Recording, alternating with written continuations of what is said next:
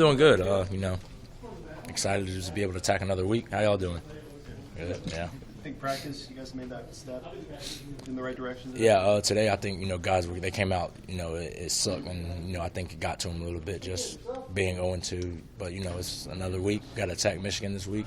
And the guys were out here attacking, a lot of the stuff that, maybe we kind of ignored or pushed aside. Guys were acknowledging it, not trying to let that stuff, little things slide. So, that's good that we came out with that mindset. What were those things? Just a little bit of effort. Guys are thinking they're giving great effort, but we go back and watch the film and they're not. And it's everybody. It's not just one person or two people individually. It's everybody. Just can we give even more effort on this plays? We giving good effort. Can we give great effort? Stuff like that.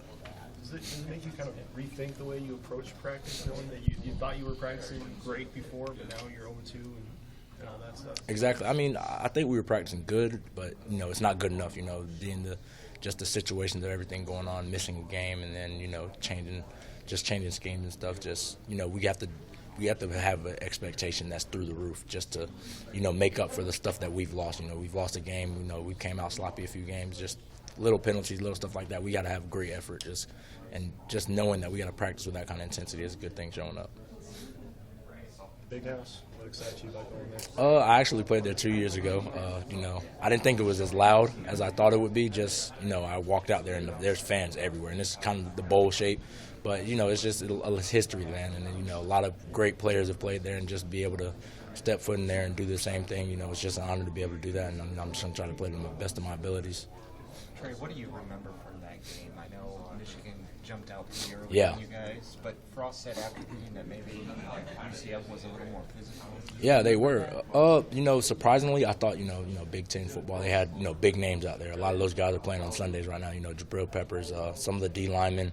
Rashawn Gary was a true freshman when we played him, but, the physical, you thought, these are big-time five-star recruits out there. You thought we would, being the little school we are, we would get outmanned, maybe out-physical dominated. But, we came out there and jumped on them. I think that was just the difference. I think that was the first time, I opened up about, it's not really about conference. It's about a mentality that you got to have, just being out there, thinking that and knowing that you deserve to be out there. And I think when you play like that, it doesn't matter who you're playing. You just got to play.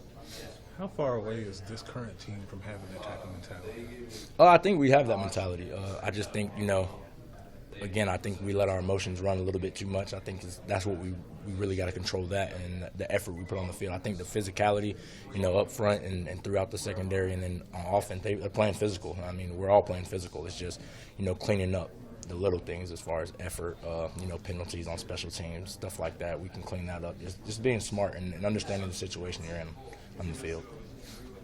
That Michigan game 2 years ago, and a lot of your former UCF teammates have said that was a big kind of turning point where they felt like the staff was for real. What do you remember in that regard? Like, were there things the coaches did, even though you guys lost, where you're like, this is going somewhere? I remember, as far as with Coach Frost's offense, I remember, that was a highly touted defense. I think they had 8-9 guys on the NFL that went to the NFL from that defense alone.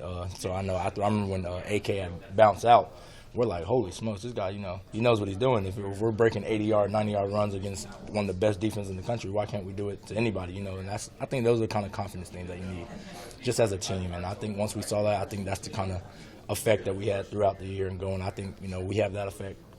We've had that little sparks so far, but I think once we have that big thing where we're like, okay, this is for real, I think that's what we're going to start building on it offensively. How about defensively? I remember some of your teammates saying that you guys could tell what plays Michigan was going to run. Yeah, and that's one of those things, just game planning. We were so focused and toned in to try to, stop what they were doing defensively. We were calling plays out that they were running. And, I think just, again, a couple mental busts. Even though we were calling plays out, we weren't in the right coverages mentally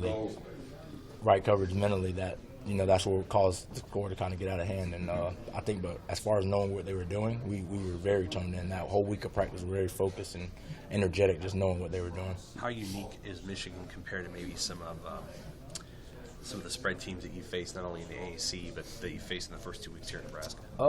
It's one of those things where, they're a lot more pro-style. Harbaugh, he's an NFL guy. He went 49ers a little bit, but he has his little unique twist to it, so he's going to try to mess you up a little bit. The quarterback can run a little bit better than the few quarterbacks he's had in the past, so I know they're going to try to probably sprinkle in a little, get him active in the run game, stuff like that. But, as far as just comparing it, it's just different. You know, it's a lot more pro style offense. You know, they got big tight ends, big boys up front, and you know they got big receivers to make plays. And I think that's what, you know, he's gonna try to set the tone up front, so we got to set the tone back and match it. Do you like that? Yeah, I love it. You know, it's one of those things where, you know, it's different. So, you know, it's a different mentality going into the week as far as, you know, what we're going to get and what we're going to see. They're going to try to mess with your eyes a little bit, which is good. But, you know, as long as we're tuning our keys, we'll be fine. What's it going to take for special teams to make a difference in a game like this? I think it's just one of those things where, you know, the effort that we put in the offense and the excitement we have in the offense and defense, I think we're going to have the same thing for special teams. It's not one of those things, you know, Coach DeWitt said, it's not something that we can just take plays off. And, you know, I'm at fault for that sometimes too. So, you know, I'm not perfect, but it's one of those things where that has to be just as important as the other teams. And we're getting there, but it's one of those things where we got to be just as tuned in as we are on defense on our assignments and offense on our assignments. We got to be like that on special teams also. How much more do you think you guys are focused on just being a run-first defense this week against a team that runs a lot of two tight end sets and is going to run the ball a lot more? I mean, you know, we want to be dominant on both sides. We know that they're a big two tight end team, big power run game. But, you know, they try to lure you to sleep with that, and that's when they're going to try to throw deep balls over your head. And, you know, we got to be, as far as the secondary, we got to be tuned into the run and where we got to fit, but also knowing that when they're just trying to lure us to sleep and try to throw a deep ball over our head, I think that's just something we got to be focused on. And just there's little tendencies that give those things away, but, you know, if we don't know that, we're just out there just playing like chickens with our head cut off. So I think if we tune that in, we can definitely know the difference between runs and passes.